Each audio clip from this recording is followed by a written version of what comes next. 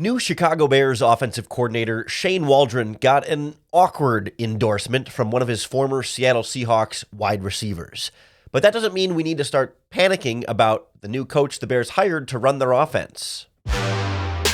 You are Locked On Bears, your daily Chicago Bears podcast. Part of the Locked On Podcast Network, your team every day.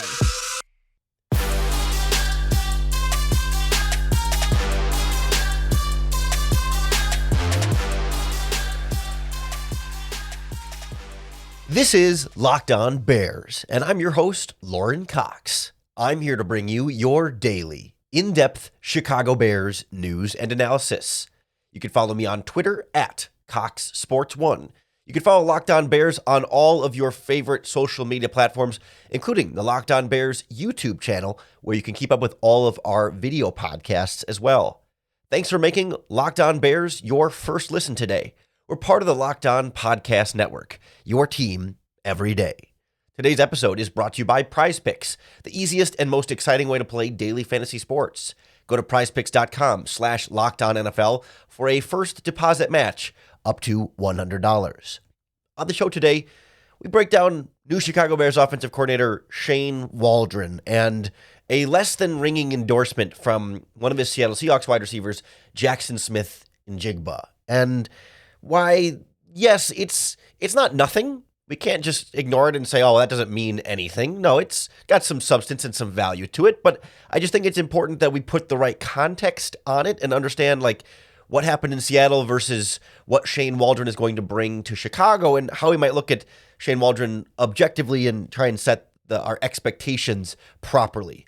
I also want to touch on some brief Chicago Bears stadium updates, with Kevin Warren really locking in that this is going to be a fixed roof dome stadium in Chicago with the possibility to host a Super Bowl at some point down the line as well.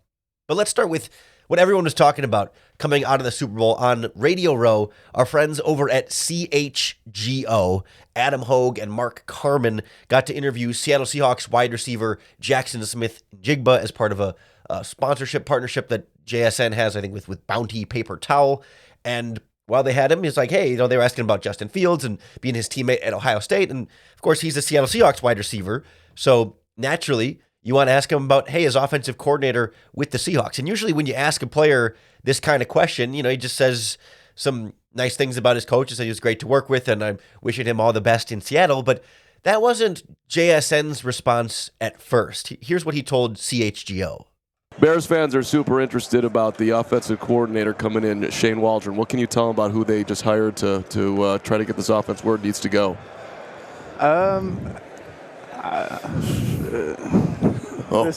This is live? Yeah, we're not live. I'm playing. Good luck to y'all. I mean, he's a great person, great offensive coordinator. I was very lucky to have him my first year. Learned a lot from him. I think him and Justin will mesh well, and adding more guys around him, I think it would be great. So we'll see. Again, that clip courtesy of our friends at CHGO. The question there by Mark Carman and Adam Hogue, and clearly not strong endorsement there of Waldron. A long pause. The television classic "Are we live?" as though like, hey, I want to make sure I'm careful with what I say here, kind of thing. And then eventually finds his way back into the coaching platitudes of like, yeah, I had a good time or whatever. But even the things he did end up saying after the long pause and trying to find words there weren't even like specifically that ringing of an endorsement of Shane Waldron. He just kind of said nice things, but didn't say specifically like he was a great coach or he was all this. Like, yeah, I learned some stuff from him and stuff, but it was very much like the bare minimum nice things you might say about a coach just because you don't want to be that guy who publicly, talks bad about him or anything like that. So very easy to read between the lines there and feel like Jaxon Smith-Njigba maybe not the biggest Shane Waldron fan. And so right away, Bears fans jump on that, understandably, and say, uh-oh, this talented first-round pick wide receiver in Seattle, not a big fan of the offensive coordinator that the Chicago Bears just hired. Did the Chicago Bears get the wrong guy? Is this just an indictment and, oh no, another bad offensive coordinator coming to Chicago, just a repeating Luke Getsy and a long line of offensive coordinators? And I think that's a little bit too strong of a reaction in the other side too. Like, I think a lot of these things can be true at the same time without it being end of the world catastrophic. That it's probably true that Jaxon Smith-Njigba wasn't crazy about how he was used by Shane Waldron last season. Like, I think his average depth of target last year was like 1 yard off the line of scrimmage. Like, he was not used downfield all that much, and probably should have been used downfield more. Like, it's, I think, a fair criticism of Waldron's offense that, yes, Jaxon Smith-Njigba probably not utilized properly. It's also fair to say that JSN is a rookie who was with Shane Waldron for 1 season, and maybe he doesn't have a ton of perspective on offensive coordinators in the NFL. You know, he worked with an offensive system with Ryan Day at Ohio State for a few years, and then has worked with Shane Waldron, but hasn't been around the block a ton. He also was number 3 on that depth chart, right? And some of the way JSN was used can be a product of having DK Metcalf and Tyler Lockett also on your offense, and those guys being a higher priority, more of a focus to get them the ball than it is to get JSN the ball. And by the way, like, JSN had 600 yards receiving this season. It wasn't like he did nothing as a rookie.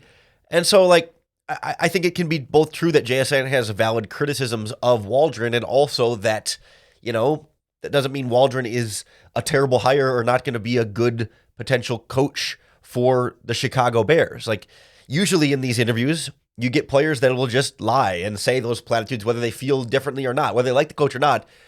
Usually a little more experienced player who's done more interviews will just say the nice things up front and not have the pause and then and then the are we live. They'll just get right to the generic, boring answer where they don't really say anything, and we don't even know, we're none the wiser. So I appreciate the almost honesty from JSN, and it does, I think it raises a valid question, a valid red flag, but it can be, we can be like, hey, wait a minute, that's a question about Shane Waldron, without it extending all the way to, hey, wait a minute, that means he's a bad hire and that the Bears got the wrong guy and that JSN is warning us all that disaster is coming in Chicago. I think it's important to keep in mind that what Shane Waldron did in Seattle will not be exactly the same as what he does in Chicago, and that coaches are not static individuals that just are robots that plug players in and do the same thing all over again. So we'll take a look at why things will be different in Chicago and what we should really be keeping an eye on with Waldron, but what JSN said and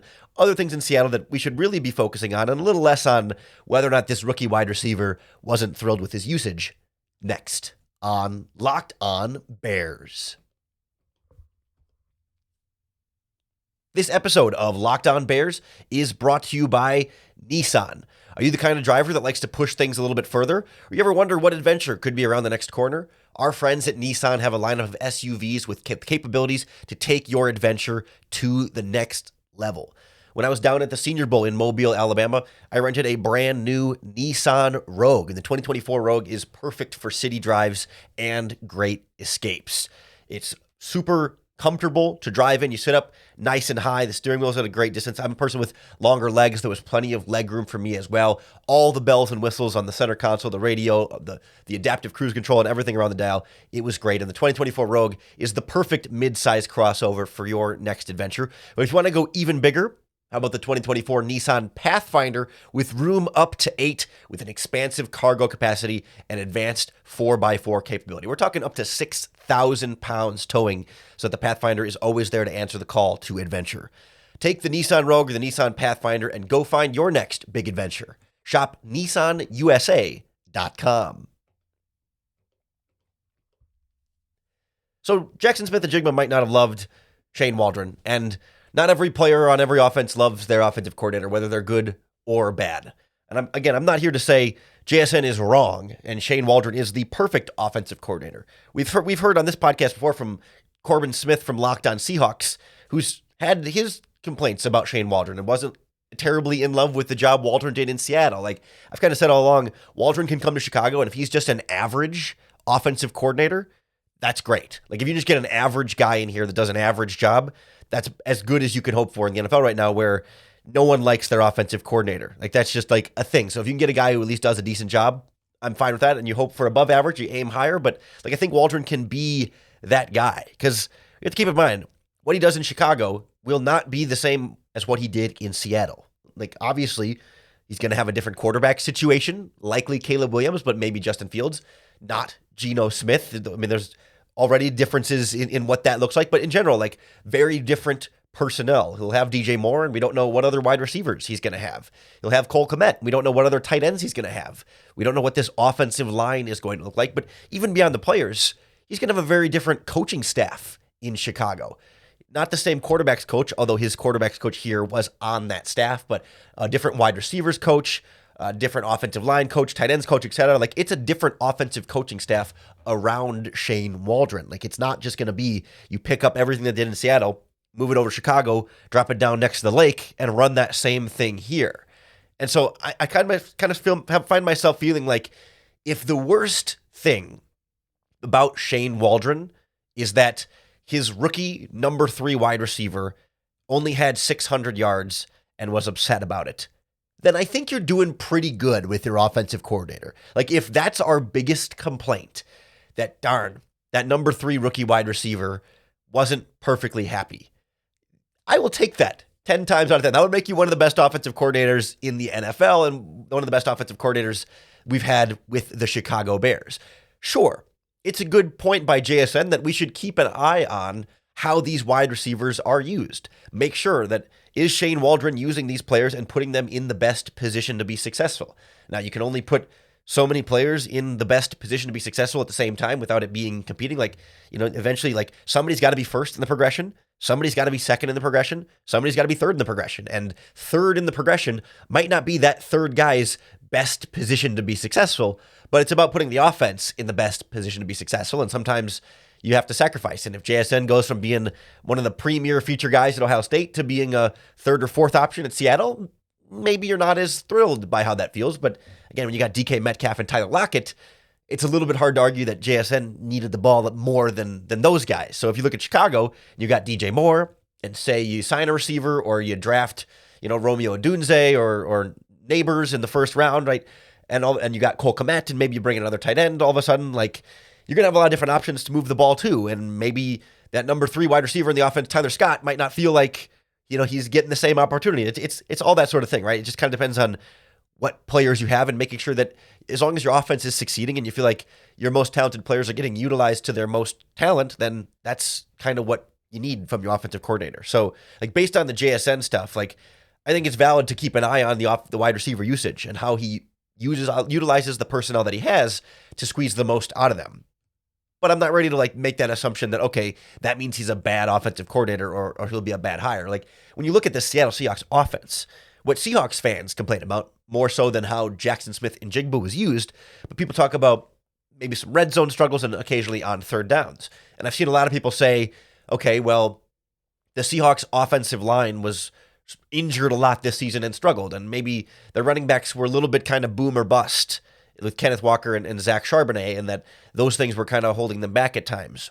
And to me, like, I want an offensive coordinator who can overcome those things or can adapt around those things. Like, sure, you haven't even seen Patrick Mahomes be able to fully overcome terrible offensive line play. Like, he has struggled at times with it. You can only do so much with bad personnel, but, like, I want to see Shane Waldron adapt. I want to see Shane Waldron stay ahead of the curve there. Okay, we're struggling in pass protection. What can we do? Can we get the ball out quicker? Can we run screen plays? Can we run the ball more? Can we get some play action? Can we get some rollouts? Like, respond to where the offense is struggling or where the offense has weaknesses and try and do things from a coaching schematic and play calling standpoint to overcome those weaknesses while still trying to maximize your strengths.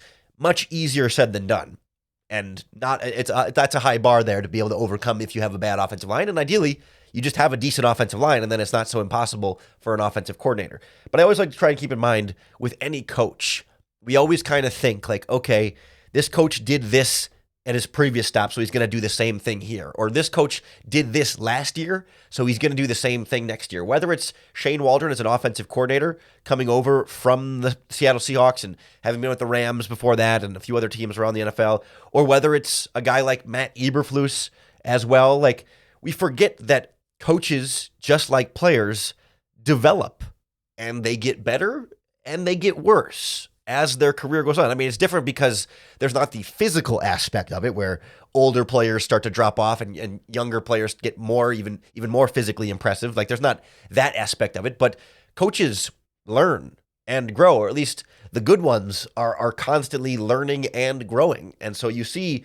even guys like Kyle Shanahan with the San Francisco 49ers. Like, Ben Solak at The Ringer just had a great article yesterday about how Kyle Shanahan is no longer running the Kyle Shanahan offense. Like, everyone like Shane Waldron come here trying to recreate the Kyle Shanahan offense. They're trying to recreate something that Kyle Shanahan himself is no longer even doing the same way. Like, it's all about growing, changing, adapting, and innovating.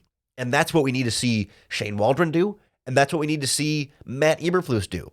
And that's what we didn't see Luke Getsy do enough of, right? Year one, he changed the offense for Fields and it worked. But then year two, they went back to the previous offense that wasn't working, and then they tried to change it back, and before it ended up being too late, right? I mean, it's that kind of thing. You need to stay up with it. Matt Nagy and Bill Lazor, too. Like, they tried to make Mitch Trubisky and then Justin Fields, like, fit into this offense, not adapting to the players and innovating and staying ahead of things, but just trying to make the same thing work. We saw Matt Eberflus change up his Bears defense this season and save his job as a result. And we need Shane Waldron to have that same sort of creativity and flexibility with this Bears offense. And that's how we'll really be able to judge whether or not this was a good or bad offensive coordinator hire. Not exactly just, did JSN like him? It's important evidence and not something that we can just completely disregard as just some, ignorant rookie player who's too young to know any better or whatever. But at the same time, we can't put all of our stock in what he said either. Either way, Shane Waldron is coming to a Bears team that, for now, he'll have to adapt to a lot different Chicago weather than he was dealing with in Seattle. But in the future, Bear weather may no longer be a thing, as we got really final confirmation that a dome, not a retractable roof, but a fixed dome stadium is coming whenever the Chicago Bears build their new stadium. We'll get an update on where that stadium could be and why it's going to be a fixed roof dome and how this all plays into the Bears' plans moving forward next on Locked On Bears. This episode of Locked On Bears is brought to you by Robinhood. Did you know that even if you have a 401k for retirement, you can still have an IRA? Robinhood has the only IRA that gives you a 3% boost on every dollar you contribute when you subscribe to Robinhood Gold. But get this, now through April 30th, Robinhood is even boosting every single dollar you transfer in from other retirement accounts with a 3% match. That's right, no cap on the 3% match. Robinhood Gold gets you the most for your retirement thanks to their IRA with that 3% match. This offer is good through April 30th. Get started at Robinhood.com/boost. Subscription fees apply. And now for some legal info.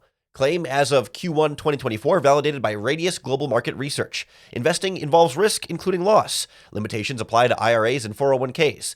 3% match requires Robinhood Gold for 1 year from the date of the first 3% match. Must keep Robinhood IRA for 5 years. The 3% matching on transfers is subject to specific terms and conditions. Robinhood IRA available to U.S. customers in good standing. Robinhood Financial LLC, member SIPC, is a registered broker-dealer. We've known for a while that a dome was likely in the plans for the Chicago Bears, but there was some question as far as what that would look like. Could it be a retractable roof so that you could still play outdoor games for Chicago Bears weather and kind of give you some flexibility with this stadium? And certainly we're not sure where it's going to be or what that project ultimately is going to look like, but we got a more concrete update from Chicago Bears team president Kevin Warren this week in a letter he sent out to season ticket holders, in which there wasn't like a ton of substance to it, but the main point he made in this letter was like, listen, we are exploring the plans for a stadium that will have what he's calling a fixed roof dome in the stadium, meaning not retractable. It is a permanent roof. The next Chicago Bears stadium will be indoors. And I can already hear the pushback of, Chicago Bears football needs to be played outside. It's Chicago Bears weather. The cold, the elements, the wind is a home field advantage for the Bears that you miss out on if you put a dome on the stadium. And I do think there's some validity to that, but I think it's also becoming less and less important and a little bit more outdated, especially as I think the Bears aim a little bit higher than that. Couple things here. One, if you need the weather, the temperature, the wind, the precipitation to give you a boost to beat the opponent, then you are not very good. You should be able to beat the opponent without having a specific weather advantage. Don't get me wrong. Take every advantage you can get. I get that for sure. It's not like they're have to rely on it per se, but at the same time, like if you're feeling like this is going to affect the Bears' ability to win or lose football games, then you have bigger problems than the dome, right? You should just be good enough to beat the other team straight up with or without the elements as a potential advantage to you. The other thing is like, we think about toughness, and then are the Bears going to be a team that's prepared to go on the road in December and January and February if they're playing at home in a dome all the time? And I can't help but look slightly to our northeast and see the Detroit Lions as a longtime dome team that certainly does not struggle with toughness and doesn't seem to struggle with going on the road and playing in the cold. Like, sure, maybe they're not as used to it as a team like the Green Bay Packers, who are going to continue to play outside for the foreseeable future. But at the same time, I think it leads you to better football, and it leads you to a position where your players in a dome, in a more controlled setting, can play their best, and it can truly be your best football players against their best football players playing their best football so that the better football team wins. Like, that's, at the end of the day, as cool, pun not intended, as the cold weather is and the snow and the wind and stuff, like I totally get it. I've been to games at Soldier Field. I was at 2 games at Soldier Field this year. It's cold and it's windy. And personally, like, I won't mind having an indoor stadium, but like, it's definitely a factor when the Arizona Cardinals come to play and it's a chilly day, although that one wasn't as chilly in that game. Like, it's a factor. But like, let's beat them straight up by being a better football team and not worry so much about the weather impact in the game. Like, this is all about functionality, not only for the fan experience, which I think can be better when you're not freezing your butt off in the dome, and you can really kind of have a more enjoyable indoor game day experience. You can still tailgate out in the cold all you want, absolutely. But like, once you're inside, you're not miserable in the stands. You can be louder and more involved in the game. Like, that's certainly trap more sound in the stadium as well. But this is about more than just Bears games. For the team, it's about hosting other events inside that dome year round to be able to do more things. But even more importantly than that, hosting a Super Bowl. And NFL Commissioner Roger Goodell spoke at the Super Bowl in Las Vegas this week and was asked, I think by Jarrett Payton, about the Bears stadium process and the potential for holding a Super Bowl there.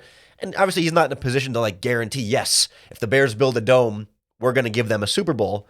But he essentially said, like, yeah, the Raiders built a nice dome here and it got them a Super Bowl. That's going to be really important for Chicago, whether it's in Arlington Heights or in downtown Chicago, for them to be able to get a dome and be able to host big events like this. So it's more or less saying, like, yes, get that dome and the Bears will be in consideration to host a Super Bowl. And how cool would it be for the Bears to host a Super Bowl? I mean, even if they're not in the game themselves, just if you live in the city of Chicago, to have the Super Bowl in town is such a cool thing to be around. If you've never been to one of you remember when the draft was in Chicago, or even if you don't live in Chicago, if you've ever had, if you've ever been to the Combine in Indianapolis or the Senior Bowl in Mobile, when the NFL does these big live events, it takes over a town and you're really engulfed in football around you.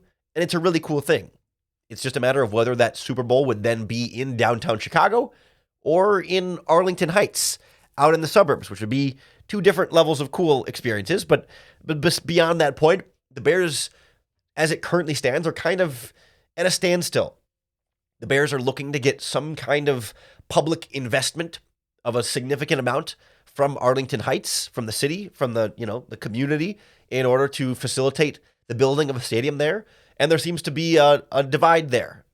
Understandably, these stadium deals always have massive controversy, and whether taxpayers in the area feel like they should be paying their tax dollars towards the building of a giant stadium from a wealthy NFL team that also does have a lot of money, and whether or not those tax dollars could be better used towards funding other things. I mean, it's the oldest, well, not the oldest debate in sports, but it's a long running debate in major professional sports. So then you've got the Chicago Bears coming back to the city of Chicago, new mayor, new team president, having renewed conversations there.